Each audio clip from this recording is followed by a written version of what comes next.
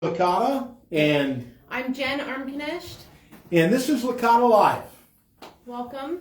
Thanks for joining us today. Jenn, great to see you. It's good to see you too. I understand you've had a pretty good run. You had a pretty good weekend. It was a very busy weekend. It was fun and it was exciting, and I got to spend a lot of time with my daughter doing a couple of open houses. So she's relentless, as I call it. She made sure everybody signed in and everybody was taken care of, and she mingles, and it was great. Well, real estate is a family affair. It really when you're is. in real estate, it certainly is a lifestyle. And how did those open houses go? Good. We had a lot of traction.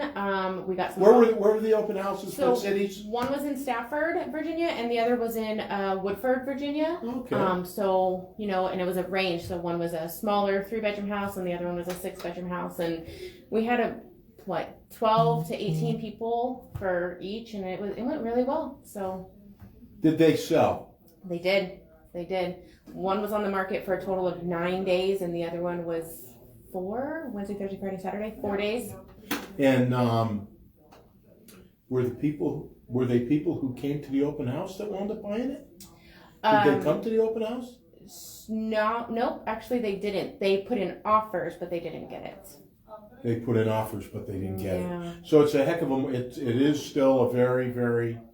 Very competitive market. Yeah. Interesting market. Yeah. Interesting. It is definitely interesting, and it's a lot of fun. And well, it's fun when you're helping your clients and reach their goals and all that stuff. And there's the opposite side where I also get to be the bearer of bad news for the other offers. That didn't get it. So I thought a lot about this weekend of the relationships I start building immediately with the other agents. Or the other 6 agents in one of the cases.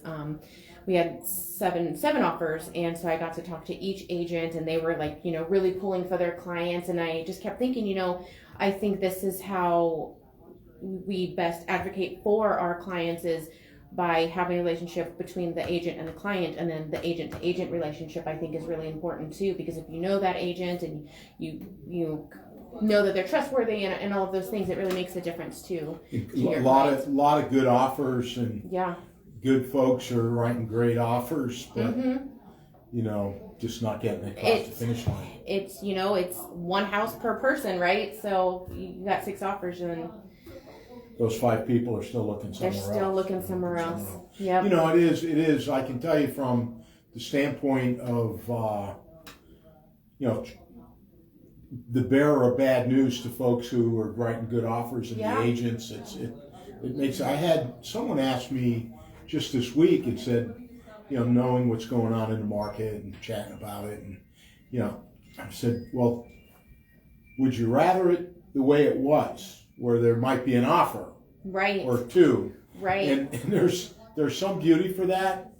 So if you are a buyer, and certainly buyer agents know this, if you are a buyer, you have to have patience, and certainly you need to work with someone who understands the platform and the best way to try to present themselves and present your offer. Mm-hmm. But if you're selling your home, it's happy days. It is. It's very different from when I sold my home 2 years ago. Even I got 1 offer and 20 showings, and we did 2 open houses, and it just wasn't. It was rough at the beginning of 2020 for me. So, and then the market quickly changed, and now it's on the opposite end. So, what else you hearing? Oh, I know there's a lot of talk about the housing market bubble and the market's going to burst and all of these things. So, are we looking at another 2008? Well, first of all, no, we're not looking at 2008. But people say, well, it's gonna change or it's gonna drop. Well, if you wait long enough, the end of the world will eventually happen. If we wait long enough, hopefully not in my lifetime or yours or mine, younger than me. But if you keep predicting that the end of the world is going to end, it will end. Yeah, eventually. The cycle of life is undefeated. For sure. But, it's much different than 2008. It is much. There's no denying that today's market is anything but normal, and even somewhat unprecedented. Mm-hmm. For one thing, young people, millennials, have been sitting aside for a long time. They have. And now they're flooding cities and flooding the market. Some of them are, professionals that have been holding off for a while. They're not that young. Yep. And they have income and they have money saved. Yep. And they're strong. They come in as strong buyers. But there's no inventory for them, or Right. there's certainly less than inventory. So understand that a good market that's for buyers and sellers, that they call it a balanced market, has 6 months of inventory. Nationwide, there's, and certainly in our region, the greater Washington metro region, here in also Central Virginia, which is part of that, there's about 3 weeks of inventory. So it is very weighed for the sellers. So there's just not enough inventory for that buyer demand, whether you're a millennial or whether you're looking for a second home. Yep. Because people don't want to get on a plane and fly somewhere. So, they're flooding, for the an hour and a half or so away looking for things. Yeah. Or if you're, here in the Washington area saying, I'm done with it. I'm getting out of the rat race. I could retire. Yeah. And they want to sell their home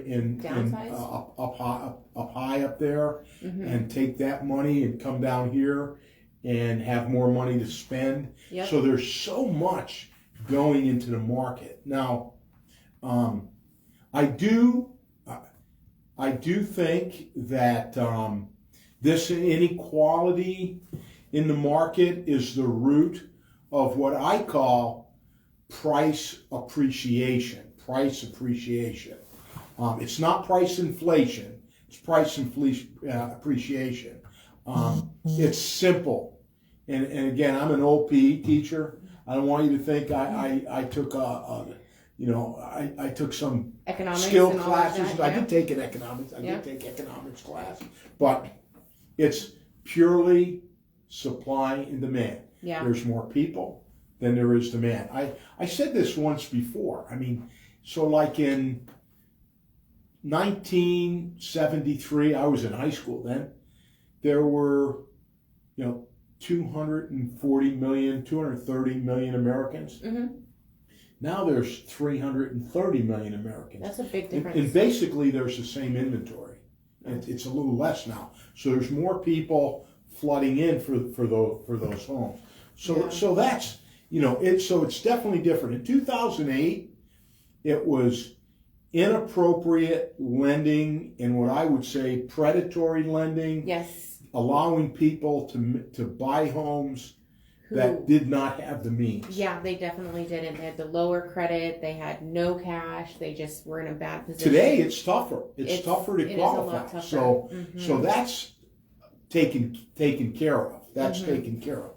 Today, you have a lot of well-qualified folks. Yeah. Who have money. Income has risen. Yes. Right? Incomes have risen. We haven't spent as much money. Yes. And they're putting it into their house. So now I will say though, there is a little bit of softening, a little bit, but it shouldn't don't think buyers as a buyer that, this is great for me. It will help a little bit. Yeah. From a seller, don't be alarmed, but it doesn't mean a crash. It means it's leveling off. So instead of having 16% appreciation, we're going to have 7, 8. It's still definitely going to go up, but it's not going to crash. It's, everybody's still going to be in a good spot to, find a home and hopefully get their offers accepted a little bit more, especially with the spring market coming. Houses tend to go in the... For most of the world, for most of America, 2 to 4% is a normal price appreciation. Historical 2 to 4. Now, Stamford, Connecticut's a little different. You have the Bay Area is been a little different. Southern parts California. of Manhattan, you know, a little different. Certainly Northern Virginia and some of the communities, you know, around D.C. Yeah. But 2 to 4 is normal. We're still going to be 7. You know, we're still going to be pretty high. It's still going to be pretty high. But you know, don't be alarmed. Just know it's not a crash, but it is leveling out. Now, here's something that is happening. I mean, interest rates have gone up a little bit. Yeah, they have. They've clipped up, you know, 1/4 to 1/3%. They're projecting this year that it can go to 3.5 to 3.75. Still very, very historic lows. It is still low. When I bought my house in 2017 in North Carolina, I was at almost 4%, and so we're still under where I was. When I bought my house, it was 12.5%. But for the millennials, they only know what they know. Yep. So that, you know, that's for the old guys or the old girls. You know, that's. But you know, when you're used to this, you know, that's what you get used to. But it's still historic lows. Just maybe not for millennials. But I say, and this gets to the economist in me. Not that I'm an economist, but I listen and subscribe to a lot. So our interest rates have been really artificially held down by the Fed. And they did this because our economy, they're afraid to raise them because our economy couldn't support them. But typically in a robust economy, again, historically, you'd have 2 or 3 interest rate hikes by the Fed every year. That was all in a year. That was good. But it's been artificially held down. They're like keeping it down. And what that has done, it, in my view, artificially increases some price, drives prices up in our stock market. Yes. Drives prices up in real estate. So as the interest rates go up a little bit, it will balance things out a little bit. Plus, of course, we have a lot more money in circulation for people to spend, and you know, they're not going to the islands. You know, they're going to Lake of the Woods and put it in real estate. You know, people want to stay home more now. You know, with the pandemic, people are still afraid to travel and to leave, and so a lot of things are being put into their homes, like the home office, and you know, redoing their backyards and things so that they have a more relaxation, like staycation as they call it. They'll just stay at home instead of taking a vacation. So. Yeah. And the other thing that drives, you know, and I say beware, be cautious of, if you're a buyer, just make sure that wherever you're buying, that they have reliable internet. Yes, it's so huge. Internet, I mean, everybody needs internet nowadays, so. I mean, even if I'm grandma and grandpa and I'm not working. Yeah. I still need the internet to get through your day now. Like you have to have the internet. They're bringing it better internet, right, to Orange County. Is that what it is? Well, you know, hopefully, this you know, infrastructure package that you know, the current administration has gotten through. You know, but that's going to be a few years. In Orange County, there is a you know, they are investing in it, but it's going to take a little bit of while. It's going to take a while, and you know, but they're putting the lines in, doing that. But it's not, you know, it's certainly not abundant. It's not abundant. Right. The community I live in Lake of the Woods, and we have reliable internet service, and that's why I think in terms of, say, Central Virginia, or where I'm sitting is Northern Central Virginia. Yeah. You know, we have it, and that's one of the reasons why our market and this community is outperforming many of the other ones. You know, many of the other ones, because it's usually, internet is usually the first or second question. Yeah. That is. I got a lot of those questions on my property, my listing in Woodford, was how's the internet? So, and because people are concerned about that. You know, if you live in Fairfax, if you live in, you know, Fredericksburg. Typically, you know, if you live in Bethesda, you know, that's not an issue. When you're getting rural. But believe me, most of the world isn't Washington, D.C. Yeah. It isn't the city. Most of the world is, We're spreading. Yeah. is somewhat remote. Somewhat remote. I know a lot of people are leaving DC and coming towards Fredericksburg to get out of the traffic and out of the chaos of DC. I did that before it became fashionable. Yes, you did. We came down from Reston. We actually still own property in Reston, and Reston's a great place. Mm-hmm. But it's nice to be out of the rat race. Yeah. Don't have to deal with all of that traffic and the chaos and the commuting and all of that. So we're looking forward to when my husband retires and he just doesn't have to drive to Quantico anymore and deal with that afternoon traffic, and we can just stay in Fredericksburg.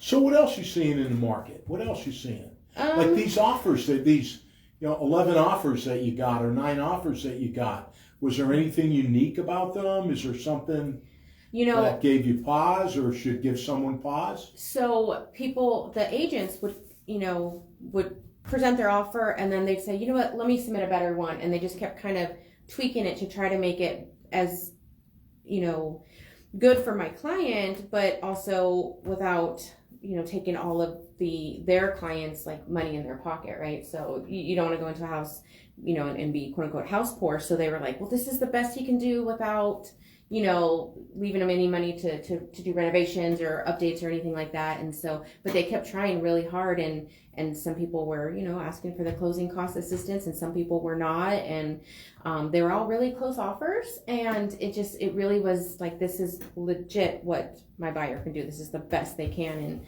they were all really close. And, it just. What made your seller make the decision? I mean, what was the reason?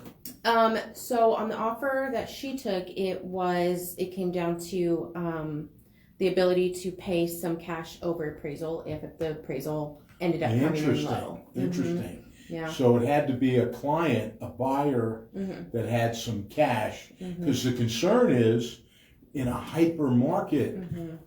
Is the home going to appraise? Yeah, and I've seen it go, where they appraise fine, and then I've also seen it where it comes in 25,000 under, and now we have a situation that we have to deal with, and is the seller going to come down, or the client's going to come up and meet in the middle? Is there going to be a negotiation for that? And so my concern now with looking at offers is it going to appraise, and if it isn't, is there something that's going to happen, in the offer? And as a listing agent,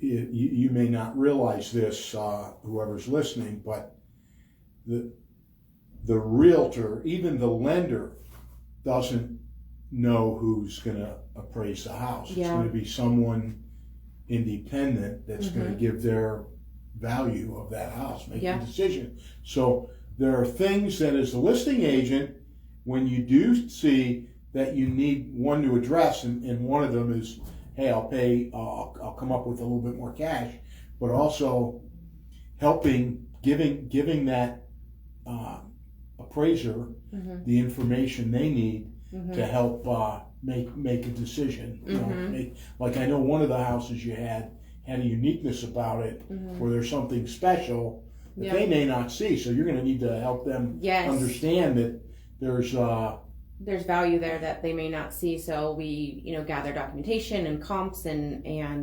certifications and take it over to the appraiser so that they know what exactly to look for and what makes the house very special. Because on the buy and on the sell side, and this is something that we've worked on and learned, it's not as much the comps. I tell people, if they hear people someone talking about comps, run, because comps are old. Comps are looking through the rearview mirror. In a hyper market like this, we understand it's not comp, it's competition. Mm-hmm. And when you have 10 buyers looking at one home, that's going to raise the price of that home. Yep. And if you have 10 homes for sale for those 10 buyers, that's going to bring the price down. Yep. But when you have in this market, what we know is, and today, homes are going on the market, but they're going so quickly they don't create competition. Yeah. Because that house is done, and now your house is on, and you're the only one in town. Yeah, exactly. When I sold my house in North Carolina, I put mine on the market, and like 3 days later, a similar house came on, and then I had the competition, and it was, Slows things down. It did. It slowed things down, and that house sold before mine, and it had a little bit more updating than mine did, but it was frustrating as a seller in the market a couple of years ago. So I would promise you right now, I would go out and make a bold statement that certainly right now, supply and demand is such, and it will be such for a period of time, that there's more demand than there is inventory. Interest rates are going to affect that a bit, especially for those first-time buyers or if they don't have money. And I promise you, if you wait long enough, the world will end. The world will end. An asteroid might hit us again in somewhere in the earth, but anything can happen for sure. But we're in pretty good shape right now. We're in pretty good shape right now. I agree. Things are good. Anything else you have? I think I'm good. It's just been a busy weekend. I'm looking into another busy weekend and just trying to help all of my buyers and find them a home. Yeah, we need more inventory. Put your home on the market. Let us know. Put your home on the market. We'd love to talk to you about our proven, repeatable process. For sure. Okay. It's good. Yeah. That's it. LicataLive is Licata out. Bye, guys.